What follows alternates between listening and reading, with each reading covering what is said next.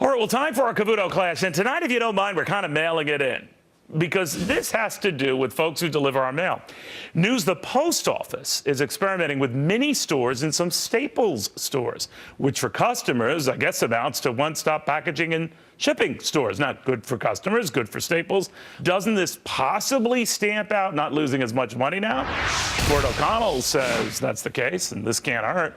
Eboni Williams says it won't do a lick of good. Well, I guess, Ford, your view is beggars can't be choosers. The post office has been losing a lot of money. Anything that hints of leveraging off its brand and improving that prospect is all for the good.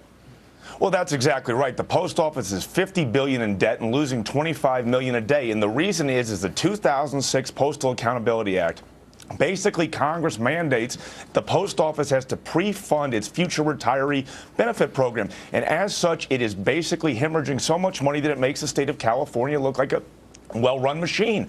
And essentially, unless we repeal the 2006 Postal Accountability Act, we cannot hire more postal workers because it's just too expensive and bad for America. Well, I guess the post office has been between a rock and a hard place here, and I always feel for these criticisms on the post office because, I don't know, I like my neighborhood post office. I like the people who work there. I think they're good Joes and Joannes. But, Eboni, I guess the feeling seems to be, much as we see in other larger union shops, Eboni, that they don't recognize or see the writing on the wall that they're going out of business and fast, and they've got to make concessions and fast. And I've seen many a union shoot itself in the foot not seeing that reality. Are you afraid postal workers now are guilty of doing the same?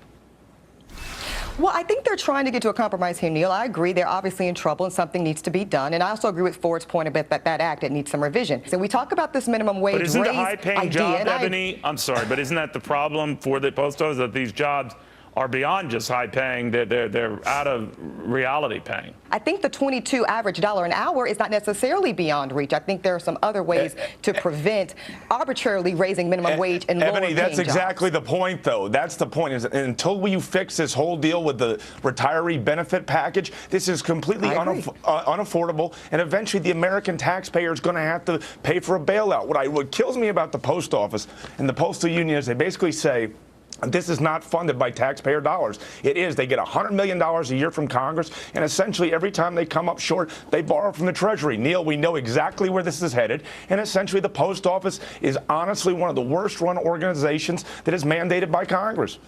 All right, well, keep in mind also, Ford, that they have to do things that a lot of private players don't have to do, like deliver mail everywhere.